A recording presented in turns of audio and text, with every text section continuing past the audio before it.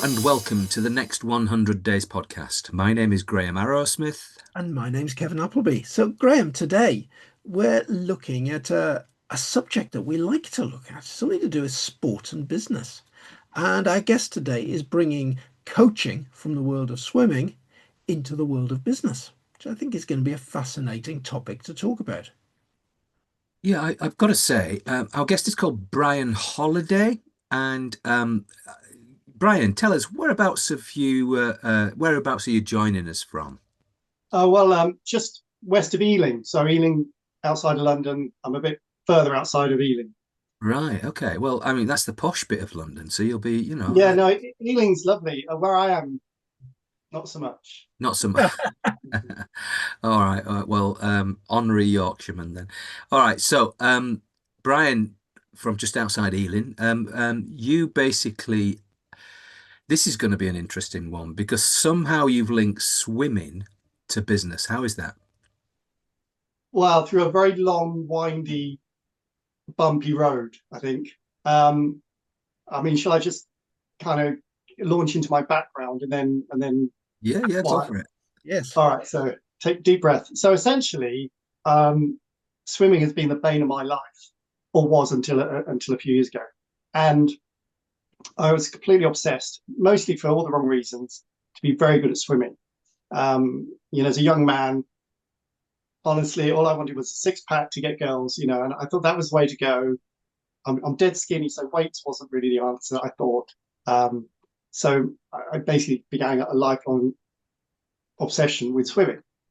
And the weird thing was, I was rubbish. I just didn't get it. I mean, breaststroke I could swim for hours, but front crawl, I just couldn't do it. So I don't know if you guys swim or how you feel about swimming, but it was a struggle to do length. Every breath was just really difficult. I was fitter than a lot of people who were going past me. I was fitter, younger, taller than a lot of people going past me, and I just didn't understand it. So, and I never did. And I had so many lessons I watched, and then YouTube came along. Obviously, I predate. We all kind of predate YouTube in a way. So, You speak for uh, yourself. Yeah. so it It just made might me look think. as though he's 85, but he's actually only 20. Well, we're Oh, probably not okay. too. So you then delved into YouTube then, Brian. Well, I'll go back a step before you do, because one of the things that you sort of intimated is that you took to swimming because you wanted to get the girl. So what is it about swimming and girls that oh that no, it was purely to get a six pack, and I figured I oh, thought cardio was the way for those and you sort of can things. get a Actually, six pack if you swim. well, if you burn out of calories, I thought that was. I mean, this is based on a teenage boy's, Point of view, yeah. before the internet, when information wasn't as available as it is now. I had a lot Got of you. misconceptions, Right. and that was the driving force. It was really fitness based, performance based goals, Got you. and having that mindset of harder, faster, longer, all that stuff. It drove me, which you'd have that as a kid, as a young person, you have that drive, but is it that good for you? Is it that helpful? And I see in a lot of people I coach, they're so determined to go faster and go further, but they're not open to change, a different way of thinking and new approach. So it was basically a bottomless pit of advice and information to try and figure out what was missing from my swimming. And I thought it was what everyone thinks swimming is perfect technique. Arm position, head position, body roll, the kick, all these detaily things. And actually, after a lifetime of some very expensive lessons, like hundreds of pounds just for an afternoon of coaching, and I'm looking at the instructor going, what have they got that I'm doing exactly what they sound. The arm, head, neck positions are all the same, but there were things missing, and that's kind of what I'm doing now. And Right. and the So whole you identified that you were almost like the perfect avatar for based on everything you've been taught, but there was something missing. yeah, yeah, So and so yeah. sorry. No, I was going to say, how would you know? Well, funny you should say that. So I ended up um, as a older man. in a pool at an office. So my company, I've been working in London for about, I don't know, 10 years or so for a small consultancy firm. We ended up in a serviced office, and there was a pool in the basement with no lanes, no one in it, because nobody likes swimming, as far as I can tell. I spoke to hundreds of people. A lot of people, we all know swimming's good for us, but a lot of us don't like it. I never did. So I ended up in that pool, and I was in that pool, well, pretty much, well, actually twice a day, 5 days a week. No exaggeration, for about 18 months, probably 2 years. And then the office moved, the company moved offices and then it all stopped. But essentially, that's why I unlearned everything I knew.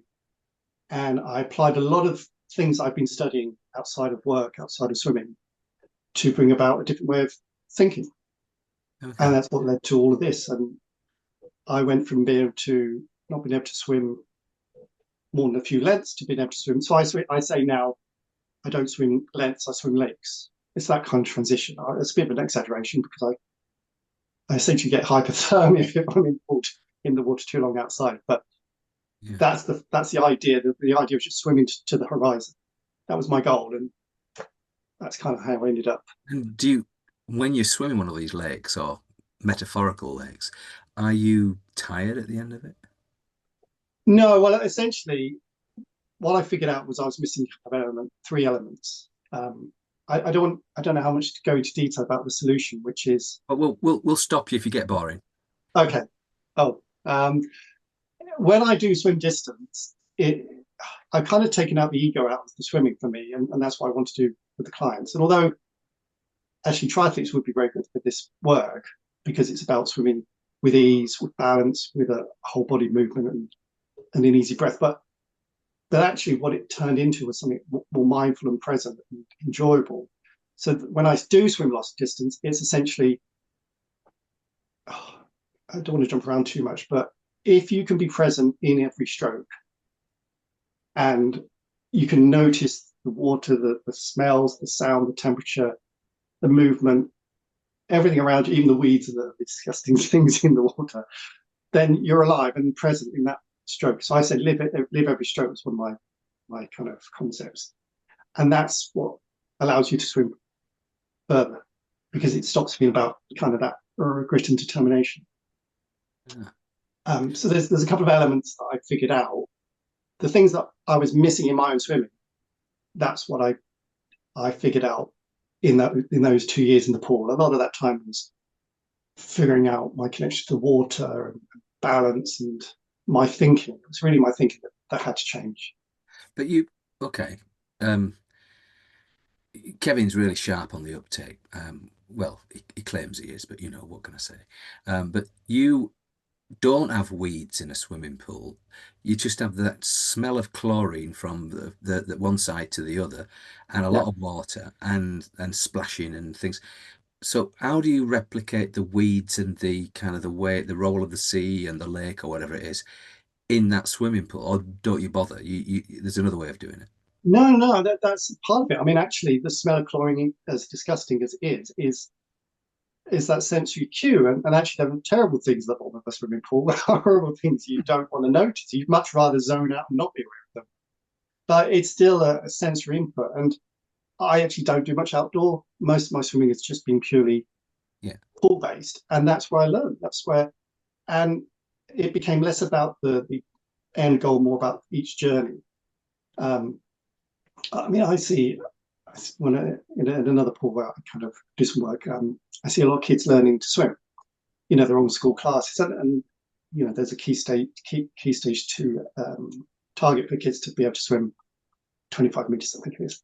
They get in the pool and they've got kickboards or floats, and when they don't use them, they swim to the end of the pool in the first few lessons, and they get to the end. Everyone's really proud, and they've done it, and that's the goal. That's the goal. That's everything to them, to the parents, to the teachers, to the kids.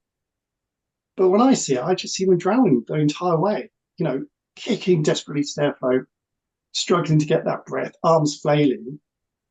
And at no point did anyone think, well, was that actually nice or pleasant and enjoyable? Or they were just so consumed by that end goal. Mm. And for me, that was the main thing I had to really let go of and get out of my own way in a way. I mean, if the boat went down, the fact that you got a 25 meters certificate, not exactly going to do you a whole heap of good, is it? I mean, it's a fantastic opportunity for you. I mean, you go along to them and say, well, you know, I can help them get to the shore. Yeah, I mean, I there's so many. That's why I've moved away from this. There's so many barriers to people being able to I teach, and you can't go anywhere near kids in that area. They've got a curriculum, they've got a standard, they've counseled, they've got structure.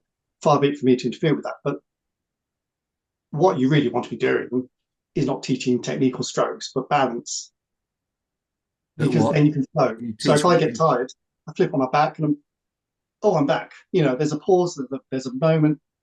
I can use a bit of momentum to keep me balanced. I flip back over, wallop, keep going. So that's why you can swim forever, because essentially you're not exerting the pressure, the effort to stay afloat. Right. So I mean, just to add in a bit of context, the things I learned was I talk about the three concepts: it's connection to the water, and you might just say, well, it's floating, but it's not really, because floating is something you do on holiday and relax. But as soon as you start swimming, you're in swimming mode, and you're in this kind of adrenaline fueled flight fight flight response. The trying hard effort.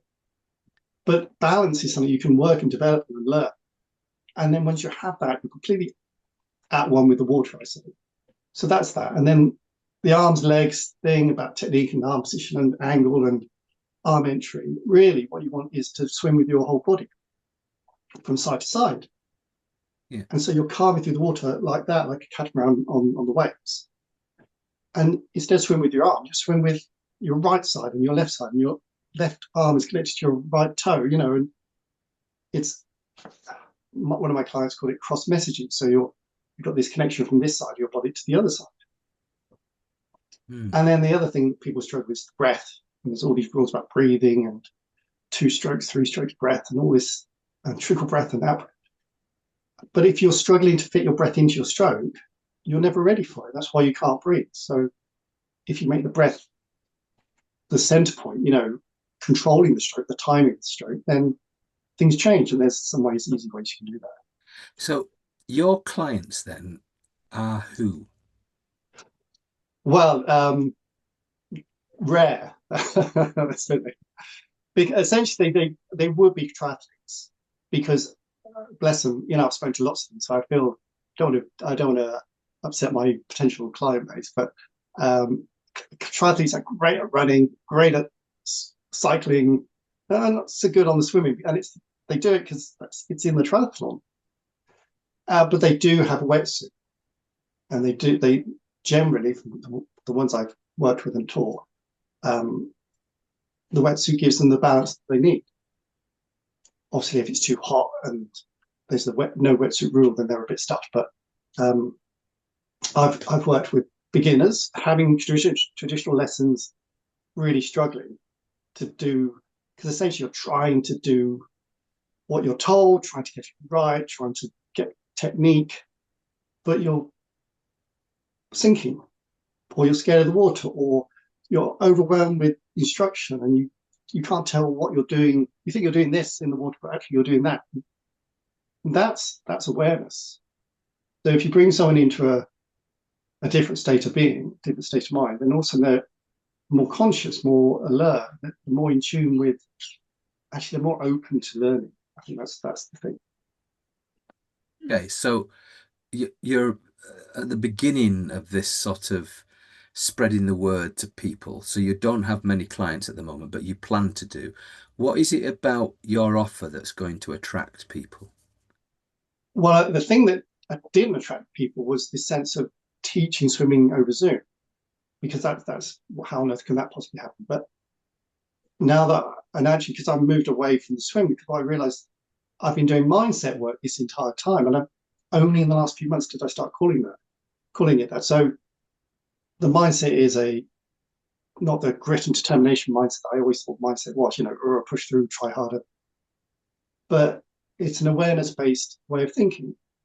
So instead of being in our heads where our body's trying to fix things or figure things out, it's an awareness based mindset of the present moment, of the cues, around us in the real world, so that then you're in the present moment. You're more conscious, and then that's a different, whole different way of being. So let me, sorry, I must try and get to the bottom of this.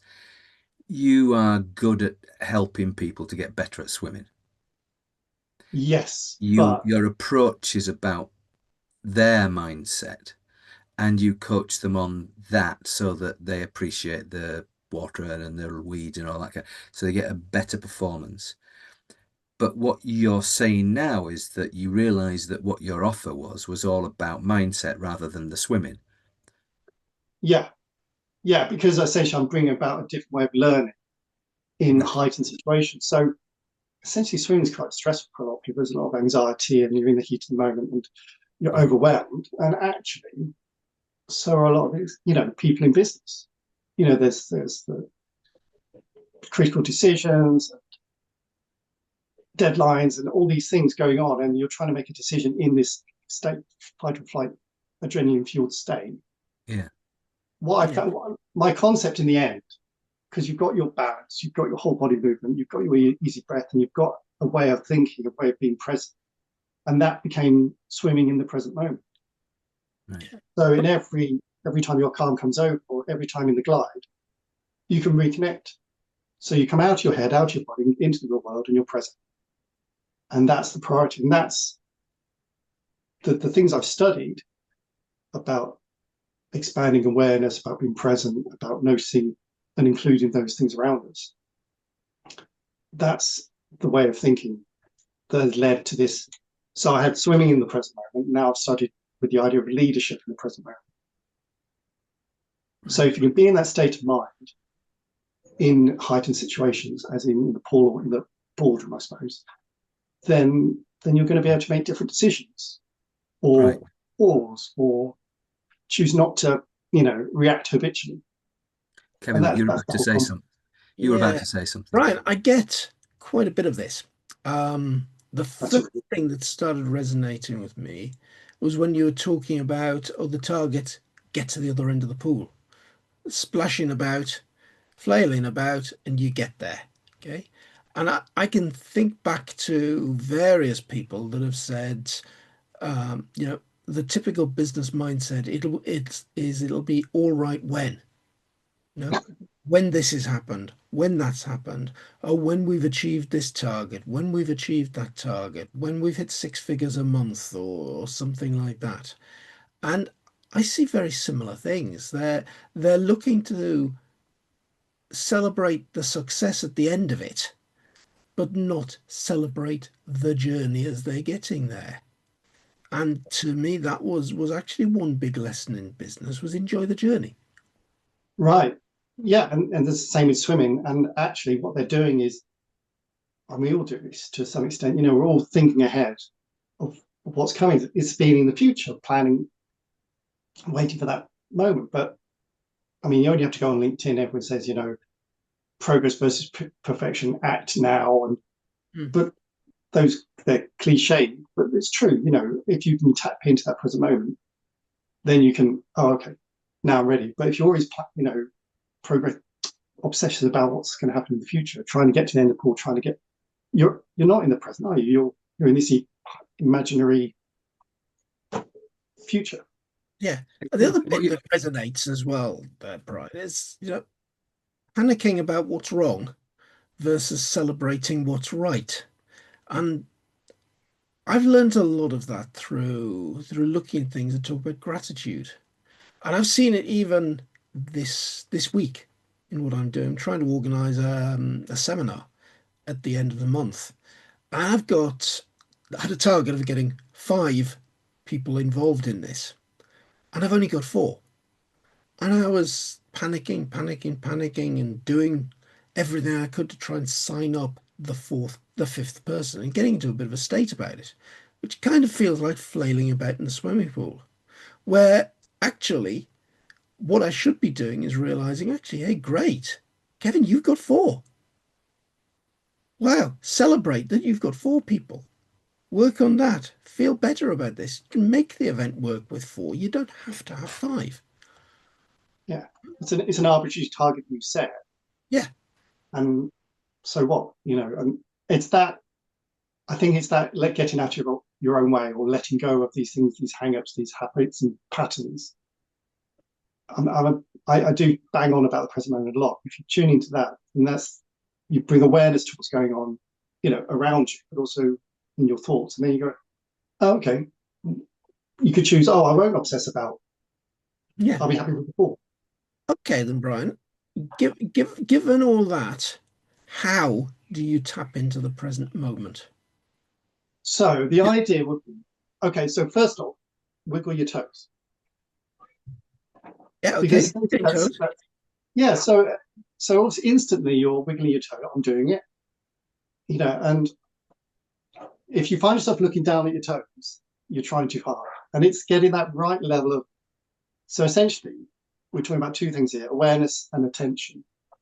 So the best way to model this is to pick up your phone and doom scroll for a bit. And we all do it, even I do, obviously. You're scrolling and scrolling and scrolling. Your awareness is just in that phone, isn't it? Yeah. And your attention is all in the phone, and you're scrolling. And obviously, you come out of it half an hour later. You go, where have I been? So that's the opposite of what I'm doing, because you're narrow, you're closed in, you're shut off. But it's a really good benchmark, really, doom scrolling, because that's all. I mean, we all love it, but it's awful, and we're not conscious we're alive. We're just off in the world, a bit like daydreaming. But if you can dial into the things around you, so my neighbours are outside banging around fixing the garden, but I'm still here, present, conscious, talking with you. So sound is a great way to let the present moment in, or sensory cues in, because you don't have to do anything. Sound comes in, doesn't it? Wiggling your toes is so easy and innate.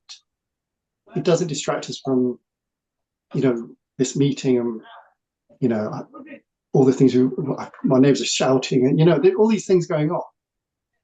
But if you can manage your awareness, so that's the awareness is everything around you, noticing everything around you, and attention is what you pay attention to within that.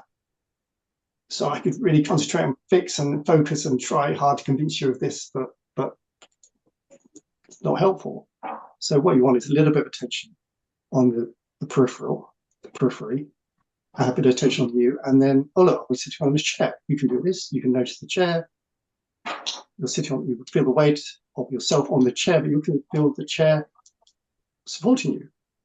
Same with the floor. Same with I the think noise I think outside. the, And the these things the can feel. idea that I think should come about of this is you stick your head out the window and say, "Shut the bloody just stop shouting! I'm doing a bloody podcast here." Well, That way, normally you're at it's least aware of your surroundings. well, yeah, absolutely. And actually, sometimes it's not great to be fully aware of everything around you. You actually get super distracted. Okay, But but all part of right, that is awareness. okay, I can see that you've delved into this area here, and if I capture this, I'm thinking swimmer, figured a few things about swimming. One of them is that to do the swimming in the way that's going to get the best performance, then that skill set is one that I can now apply without swimming and without a pool, but I can just take the learnings and go into a business or have a one-to-one with somebody who needs help and work it through with them, almost like a therapist. Are we over the target here, or am I a long way away from what you're trying to do? I think that would be the plan. Maybe not I wouldn't picture it as a therapist, but essentially, if you can get out of your own way by being present, then it opens up a lot of things.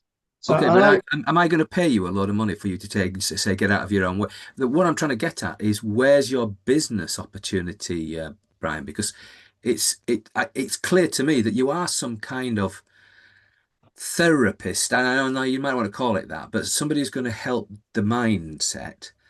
yeah, mindset coach. I think Yeah, ideally it would be, coach is fine. Therapist is all right. Okay, we can argue yeah, the semantics, yeah. but is that where you're going with I this? think so. Yeah. I mean, I think I actually very passionate about swimming, and in fact, I applied my Yeah, own principles to running because I had terrible problems running.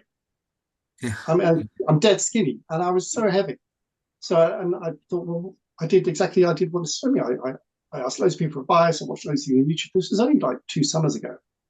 And I went, hang on, hang on a minute, let's just try my own stuff. So I used the same way of thinking to change my running. And I was like, well, then I started writing a course on it. And then I tried it a bit with one of my clients for his golf. So it just basically evolved into where else can this help? And having worked in IT for like 30 years, you see a lot of managers struggle. And I was a manager for a while, and then see the executives dealing with this same sort of stress, similar level of stress and anxiety and overthinking and habitual behavior and all these things. So I thought, well, actually, executive coaching would be the way to go with the same. And if the present moment, because everyone wants to be mindful, everyone knows that well-being is so important nowadays. And I think mindfulness is basically meditation for many people. And I don't know anything about meditation. I've never tried it, but I have done a lot of work in bringing about change in people through the present moment Mm. in the work I do outside of work, in Yeah. my own. And that's going to have its appeal because, real success, people who've said that you've provided them success. If I've got um if I've got a lot of fog in front of me and you've got something to sort of part it in a way and allow them to get through it unscathed, that's got to have its value. And that's the bit that I'm struggling with because you are different. I mean, your website's called intuitiveswimming.com. And Yeah. nobody's going to go there and think I'm going to get my head sorted out. No, well, I mean, so basically, the last 2 or 3 years I've been doing the swimming stuff, and it, it's just hasn't worked as a business. It hasn't worked as a client. I've got half a dozen clients Yeah, on the coaching. There, half a dozen testimonials. I've got 10, 15 clients using yeah, the course, working through independently. I got a message from one just yesterday. It's so lovely because he's so chuffed and he's learning a different way and he's not obsessing about targets and he's figured out his balance and he's like super excited for it. It's really lovely. But how long do you keep going with something when yeah, it's not landing?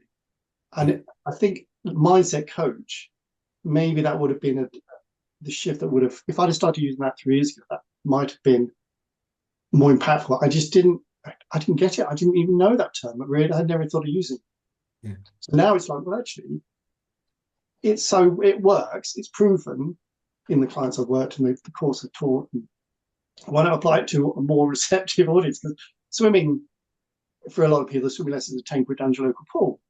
And no amount of YouTube videos or posts on LinkedIn can convince people that technique is not the answer. It's not the answer. I know because I spent my whole life trying to figure out technique. Um, I mean, obviously, if you're a professional athlete or a top level, you need technique to fine tune, yeah, but not if you're struggling to stay afloat or overwhelmed with instruction or sinking or flailing, can't figure out what you're doing. All these things, struggling to take a breath. That's not technique.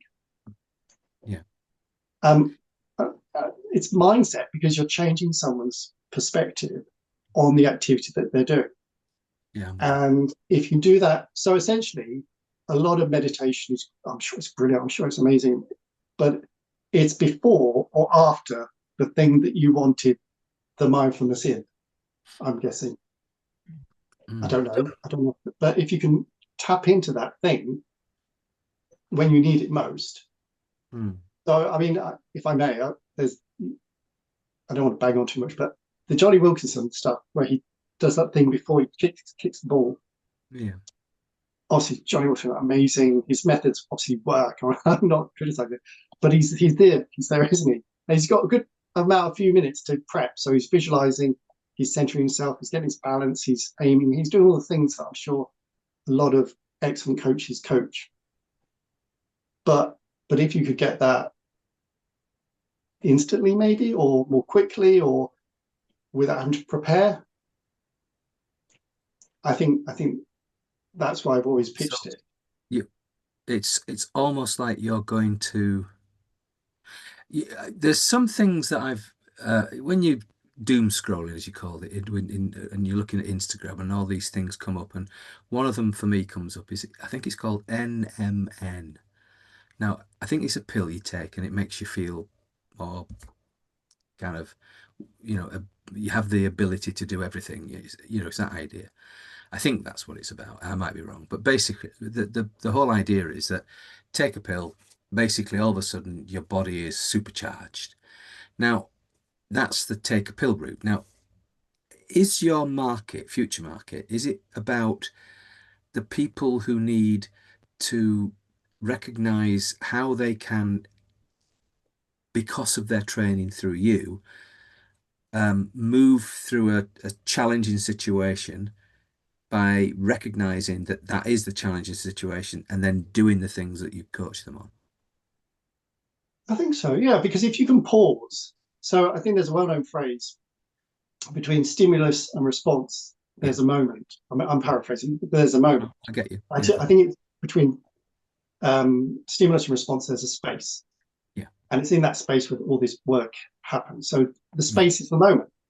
yeah, So the present moment's always there. It's just something you can tap into. And what I'm doing is using physical cue, sensory cue. So that's the floor, the space, sound, smells, touch, to go, okay, I'm back in the moment, rather than in here, like in my head or in my body, checking things out,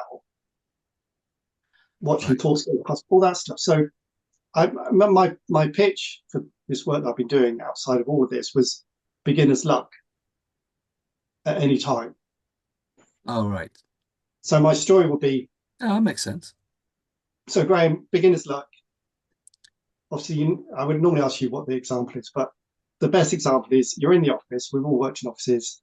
You get a piece of paper, you scrunch it up, and you throw it into that bin in the corner. Right? Have you done this? Of course. Yeah, yeah. Of Oh, course. Graham spends all day doing that. I He's know, right? professional Well, at it. I spend a lot Mm. of time. I don't use that much paper now, apart from in my pad. But yeah, It's a lost art. It's a lost art. yeah, And this is the problem with technology. Tactile things are great. Pencils are great. Pens are yeah. great. So what happens? So you threw that piece of paper in the bin in It went front of in. your colleagues. What happened? Well, it went in, and so there everybody thinks, oh yeah, there's he's like the Fonz, you know, he's You're a kind of Yeah, god.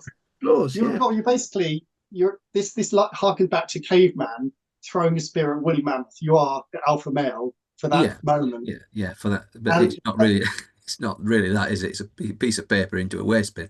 But well, yeah, I get it's the modern day equivalent of yeah. killing a woolly mammoth. Let's Well, hype it's it up. probably the last millennium, but yeah, I get the point Oh, because the so probably the modern day is something none of us really do, because the kids probably have a different view of life when it comes yeah, to but my target isn't millennials. It's yeah, yeah, old men like us. So the yeah. thing is, I know, man. what happens in the office? What's the first thing someone says to you?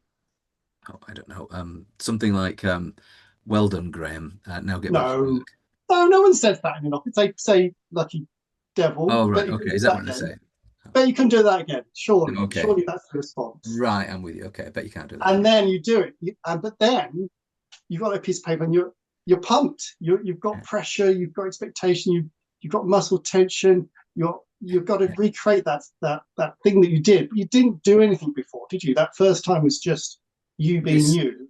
this is bringing really harrowing sort of reminders of how I play golf. You know, Right. that one out of Honestly, 28 shots is going to be pretty good, but the next 27 are rubbish. So, right. if only I could keep that momentum going out of, one to two, oh, blimey, then, here's a Yeah, Call Graham, me, Graham. We'll talk afterwards. Kevin. I actually wrote some content. We recorded some stuff with one of my clients about golf because essentially getting out of your own way is what this is. And if you can apply it to running or golf, but it's a tough sell. So I figured Okay. there's more of a target audience out there and a more receptive audience, and it matters more because swimming, maybe you can take or leave it. Golf, I know golf is very important to people, so that would be a thing. But if Mhm. an executive in a high pressure situation, day in, day out, they need a shift. You can't change the problems you face with the same problems with the same thinking that created problems. Some guy said that, I think it was Einstein. Kevin. yeah, I, I get this. That's kind of when you take that golf situation, Graham, probably your best golf shots when you weren't particularly thinking about what you were doing. Probably. You just walked up there and you hit the ball. It was a good one. Then Yeah. the more you focus on it, it's gripping the club right, addressing the ball properly, lining the shot up, and the more of all of that that goes into it, the worse the result is in my view. And I think a good amount of stuff is like that in business. We get obsessed about the detail of doing it properly or doing it better or whatever. And the basics of JFDI go out the window. I okay, I'm sort of getting this. It's just that as a marketer, I'd be thinking, where's I know that you're transitioning from one business to a different one, and it's an interesting transition. But basically, when will you know that you're really doing the thing that you've conceptualized something, but when will you obviously you'll have a client, but what will they tell you that your input has changed for them? And so there therefore you'll know that you're over the target, you basically know what you're doing, sort of thing. Yeah, I think it's when they apply the processes, the simple moments in the heat of the moment. So I actually have I've written to an old boss, and I coached one of his a colleague who was a lovely young lady, friendly, effervescent. I'm going to say maybe a bit hyper, maybe a bit ditzy, and she had this presentation to do for the board, for the sales board.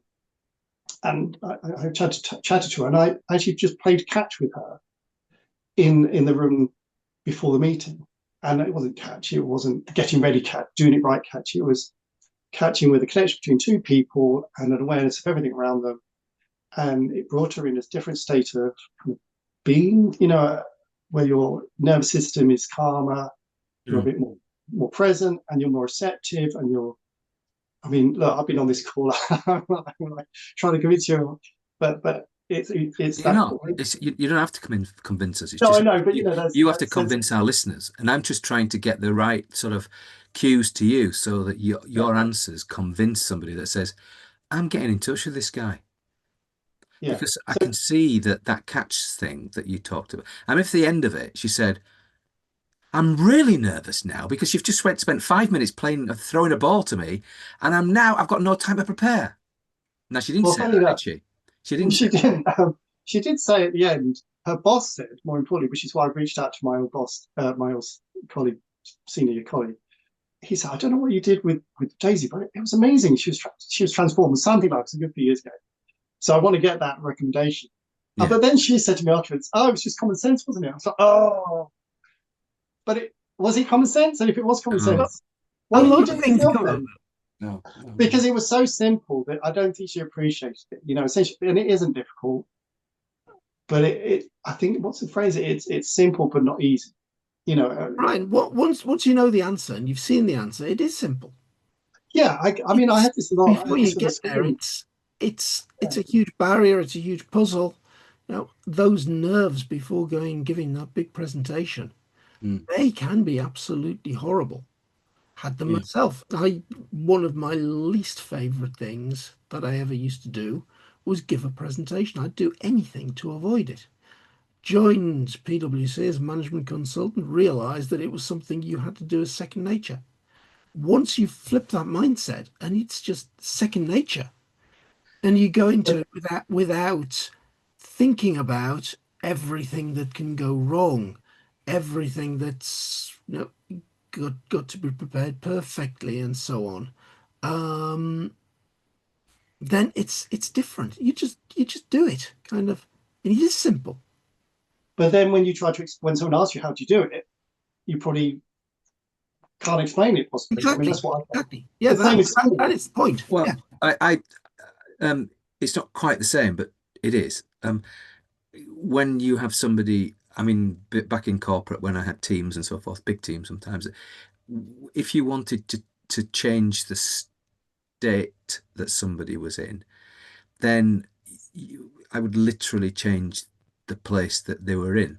So we would go for either a walk, we'd go into a different room, or we'd do something that physical environment, which is kind of where you've been going with all of this, the weeds and all that kind of stuff. You just literally everything around them when they were talking to you, upset and all the rest of that. That was the situation they were in. They were in that room with you or wherever it was. So the idea was to change the situation, maybe change the level of your voice, maybe slow it down, whatever it's going to be, but effectively decompress this sort of anger or whatever it was. Now, I think that as a coaching or management technique is something that many managers get to learn over time, or maybe not. I don't know. But the point is that the combination of those things is what you're teaching. So the what you did for Daisy or whatever her name was, she thought it was simple, but it actually you thought of it.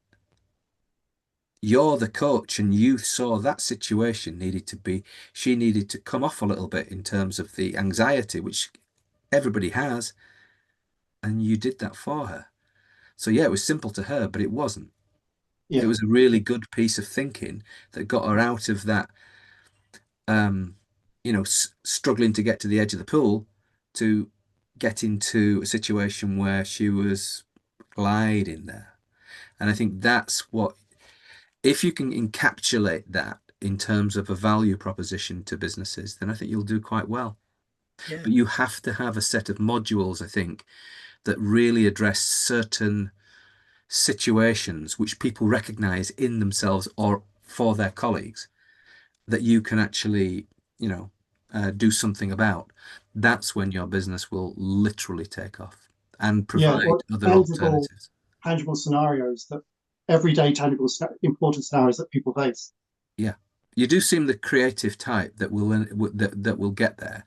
But you might the challenge will be to allow yourself to drink your own Kool-Aid effectively to get that sort of plan ready and then executed. Because I think that's where you're going, and I'm quite encouraged for you, oddly enough. I don't think I Thank you. was at the beginning of the conversation. I am now. Yeah.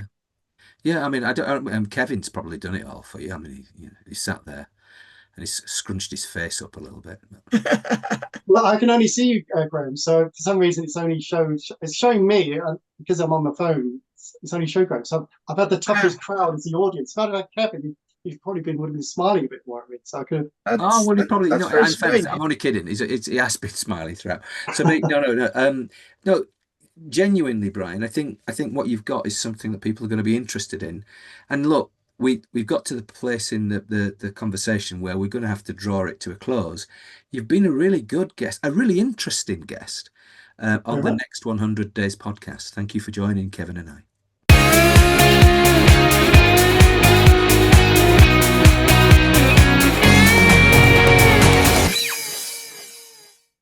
Well, Graham, we've interviewed a lot of people that have been a long way down their business journey, Mm, have very much got their message and their pitch sorted out, and are on here coming in and giving us that pitch. mm. Brian is at a much earlier stage on that journey.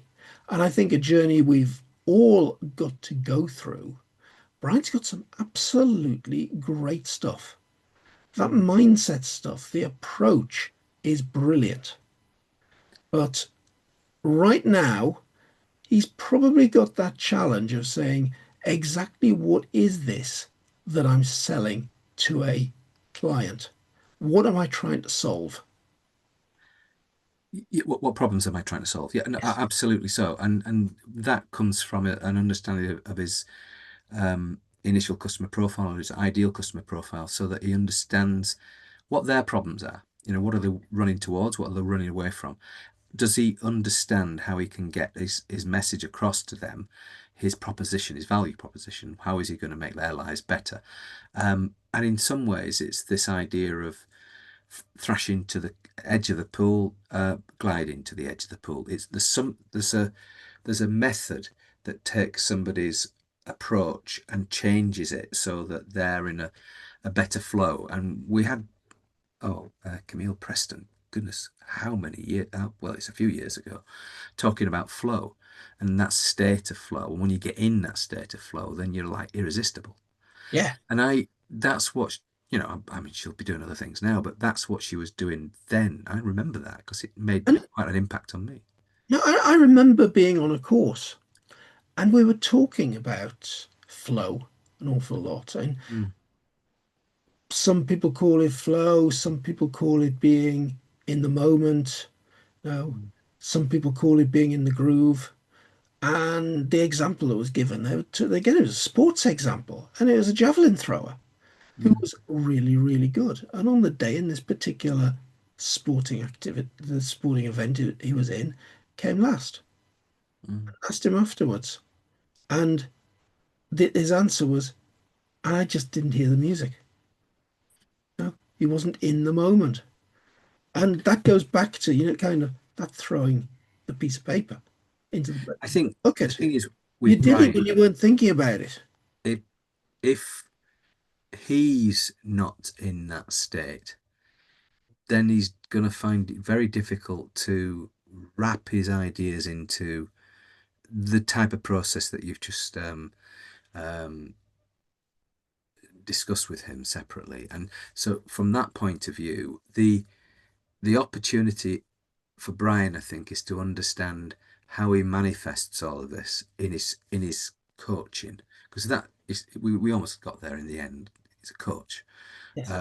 and effectively, he's got to understand what type of coaching does he do, and how does he take himself from this expert in swimming and everything to being an expert in changing people's ability to make their things happen, make their life better.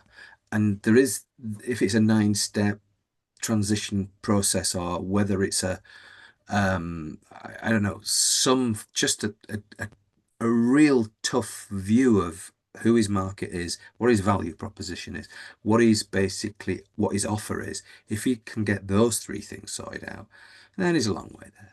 So then it's an interesting one for Brian, and it's an interesting one for those people who might see Brian as a potential provider of services. But today we've done our best to give him a head start. I've been Graham Arrowsmith. I've been Kevin Appleby. Goodbye. Goodbye.